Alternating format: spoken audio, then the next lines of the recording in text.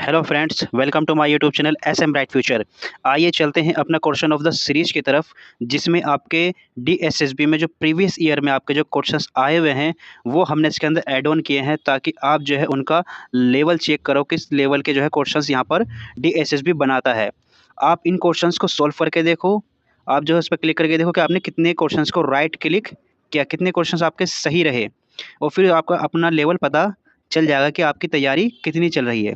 सारे question important हैं और आपके आने वाले डीएसएसबी एग्ज़ाम में किसी भी तरह के क्वेश्चंस इसमें ही टॉपिक लेकर के बन सकता है। तो सारे क्वेश्चंस को ध्यान से देखें और समझें।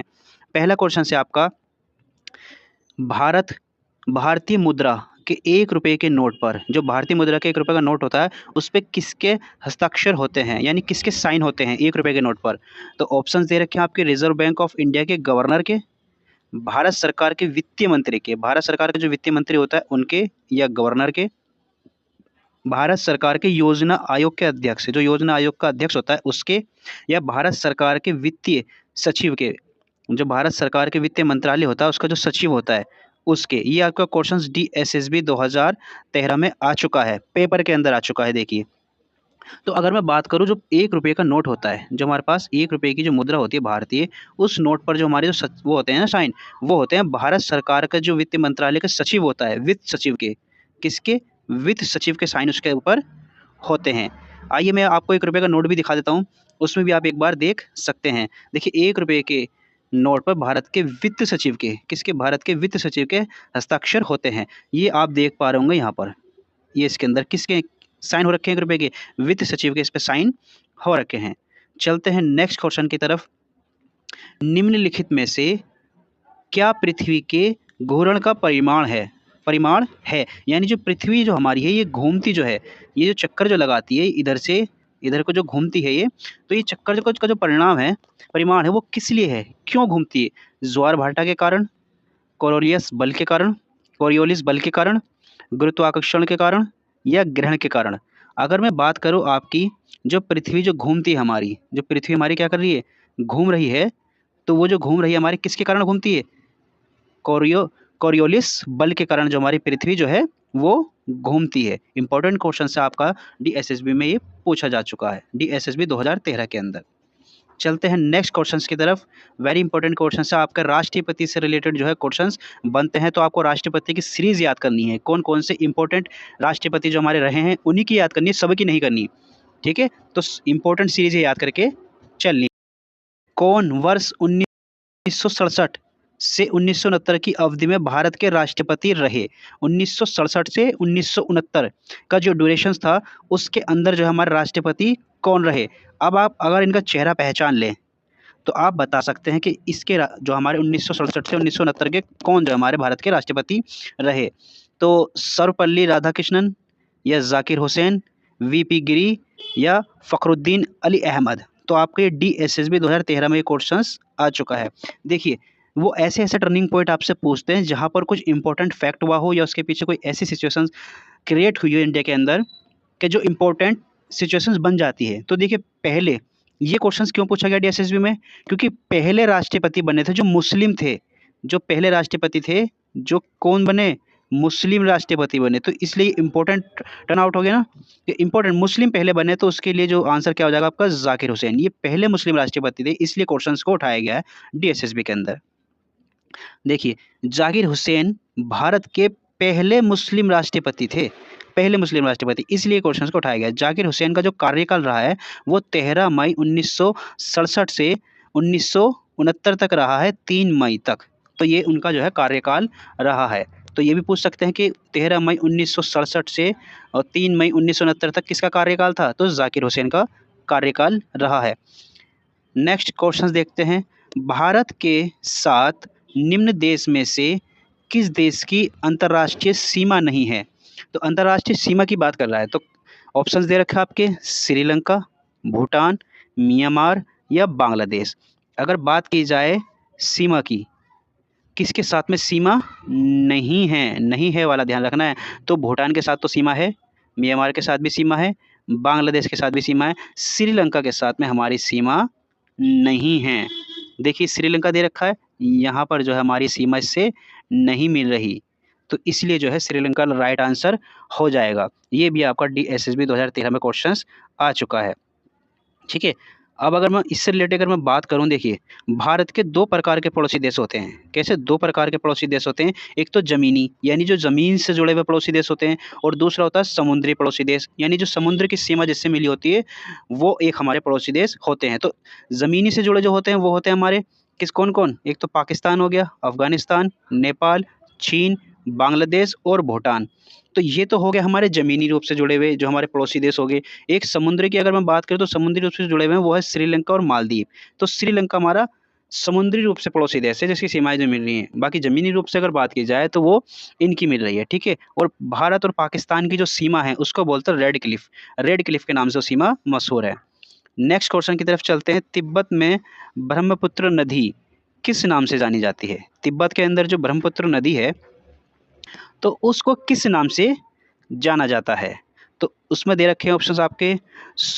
सुबनसिरी के नाम से जानी जाती है, या देहांग के नाम से, या लोहित के नाम से, या सांगपो के नाम से।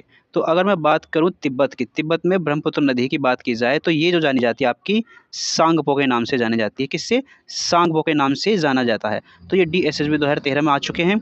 और देखिए यहाँ से जो ये चली है हमारी ब्रह्मपुत्र नदी, ये इस तरीके से यहाँ एंटर करती हुई ये इधर की साइड में क्या है, बे ऑफ बंगाल, जो यहाँ पर क्या बनाती है, ये सबसे बड़ा डेल्टा का निर्माण करती है। इसमें देखिए कुछ क्वेश्चंस आपके लिए इंपॉर्टेंट हैं जो मैं बता दूं ब्रह्मपुत्र नदी से रिलेटेड। सबसे पहले तो ब्रह्मपुत्र नदी हमारे जो है, एक तो नाम याद कर लीजिएगा इसका, ब्रह्मपुत्र नदी के नाम क्या क्या हैं, किस किस नाम से जानी जाती है, भारत के अंदर किस दर्रे से एंटर करती है। तो दर्रा पता होना चाहिए आपको। क्या पता होना चाहिए? दर्रा कौन सा है? तो दर्रा किससे है, कौन से दर्रे से होती है? यह है आपका यंगयप दर्रा। यंगयप दर्रे से जो हमारी भारत के अंदर एंटर करती है। और यंगयप दर्रा जो कहाँ पर आपका, अरुणाचल प्रदेश के अंदर आपका यंगयप दर्रा है। अच्छा देखिए अब इसको क्या है, जो हमारी ये ब्रह्मपुत्र नदी जब भारत से होती हुई जो है, जब ये बंगाल से समुद्र में जाके मिलती है तो सबसे बड़ा डेल्टा का निर्माण करती है, दुनिया का सबसे बड़ा डेल्टा। उस डेल्टा का नाम क्या है जो यहाँ पर ये निर्माण हो रहा है? ये इसका नाम है सुंदरवन। सुंदरवन का डेल्टा। तो ये भी इंपॉर्टेंट है, ये भी ध्यान में रखिएगा। सुंदरवन का डेल्टा का निर्माण करती है। ये कुछ इंपॉर्टेंट चीज़ें हैं किससे? ब्रह्मपुत्र नदी से रिलेटेड, इनको ध्यान में रखिएगा। देखिए अब इसमें क्या है, नाम दे रखे हैं। ब्रह्मपुत्र नदी को निम्नलिखित नामों से जाना जाता है। किससे? तिब्बत में तो सांगपो के नाम से जाना जाता है, बांग्लादेश में जमुना के नाम से जाना जाता है, और अरुणाचल प्रदेश में इसको देहांग के नाम से जाना जाता है। तो तिब्बत का ध्यान में रखिएगा सांगपो के नाम से, और अरुणाचल प्रदेश में देहांग के नाम से। जैसे जैसे एंटर करती जाती है तो उस जगह का उसके हिसाब से उसका नाम बदल दिया जाता है। ठीक है, चलते हैं नेक्स्ट क्वेश्चन की तरफ। निम्नलिखित में से किस राज्य अथवा केंद्र शासित प्रदेश में उपराज्यपाल की नियुक्ति भारत के राष्ट्रपति द्वारा की जाती है? जो भारत के राष्ट्रपति हैं उसके द्वारा किस राज्य या केंद्र शासित प्रदेश में जो है किसकी नियुक्ति की जाती है? उपराज्यपाल की नियुक्ति की जाती है राष्ट्रपति द्वारा। ऑप्शंस दे रखे हैं आपके, अरुणाचल प्रदेश, दिल्ली, नागालैंड, ये है मणिपुर। तो ऑप्शंस, चार ऑप्शंस आपके दे रखे हैं। तो अगर मैं बात करूं उपराज्यपाल की जो नियुक्ति करता है राष्ट्रपति, तो वो कहाँ की करता है? देखिए दिल्ली की करता है। कहाँ की? दिल्ली की।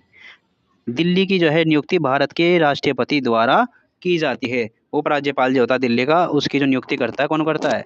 राष्ट्रपति करता है इसका। ठीक है, नेक्स्ट क्वेश्चन की तरफ चलते हैं।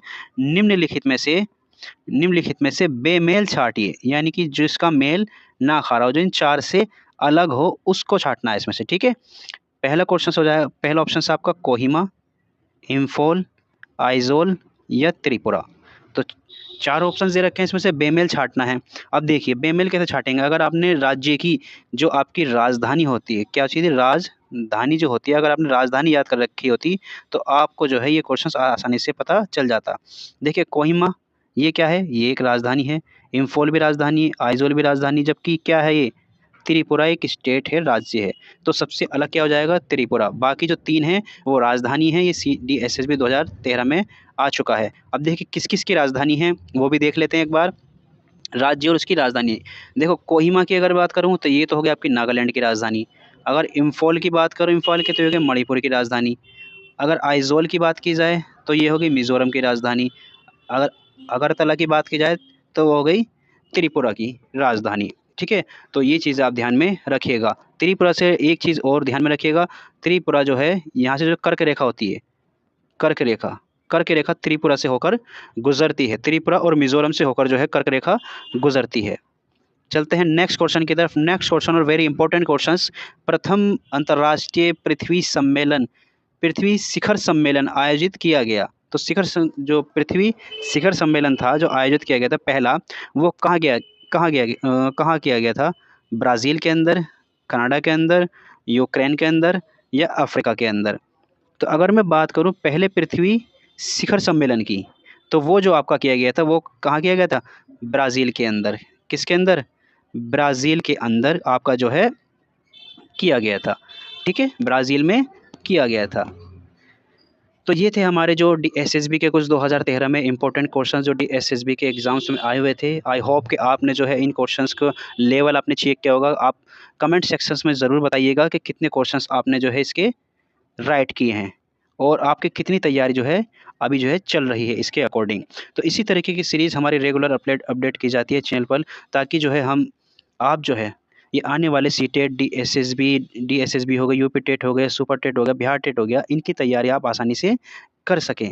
तो इनकी अगर रेगुलर तैयारी कर रहे हैं आप, तो इस तरीके के प्रैक्टिस सेट की भी आपको ज़रूरत पड़ती है, ताकि प्रैक्टिस सेट आप करते रहें और आपकी जो नॉलेज जो है पक्की, जो आप जितने भी पढ़ रहे हैं वो जो है आपका पक्का हो सके। तो प्रैक्टिस सेट रेगुलर करते रहिए हमारे साथ मिल करके। हम इसी तरीके की सीरीज़ रेगुलर ला रहे हैं, अपने चैनल पर अपलोड कर रहे हैं और बने रहें हमारे यूट्यूब चैनल के साथ में। अगर अपने चैनल को अभी तक सब्सक्राइब ना किया हो तो सब्सक्राइब कर लें। प्लीज़ लाइक, शेयर और कमेंट्स करना ना भूलें। बाकी मिलते हैं आपसे नेक्स्ट वीडियो के साथ में, तब तक के लिए थैंक यू सो मच।